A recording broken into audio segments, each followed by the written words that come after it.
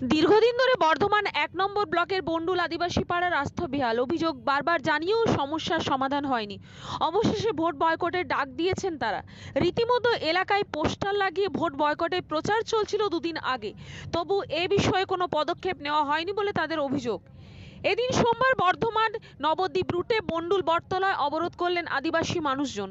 ধামসা মাদল তীর ধনুক হাতে নিয়ে দীর্ঘক্ষণ অবরোধে ব্যাহত যানবাহন চলাচল।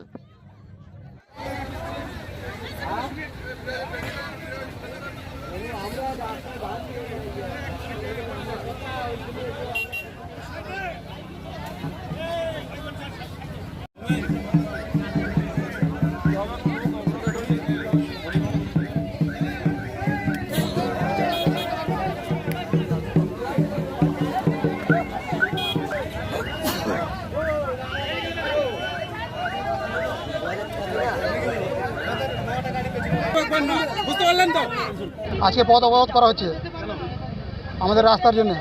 আমাদের বহুদিনের আমাদের চিরদিনের যে আন্দোলন চলছিল রাস্তার জন্য, সে রাস্তার জন্য আজকে আমরা পথ অবরোধ করেছি।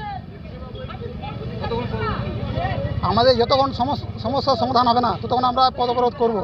আমাদের এখানে ডিএম আসতে হবে, ডিএমকে কথা বলতে হবে কবে থেকে আমাদের রাস্তা শুরু করবে, চালু করবে।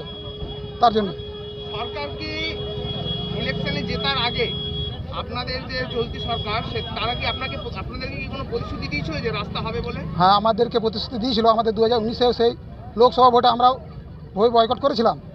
আমাদের তখনও বলেছিলেন, প্রতিশ্রুতি দিয়েছেন যে ভোট হোক রাস্তা দেবো।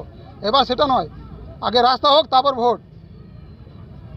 রাস্তা দাও, ভোট নাও।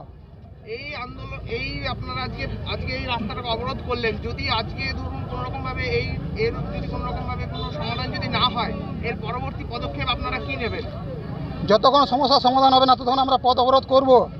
আমরা ততদিন পথ অবরোধ করবো।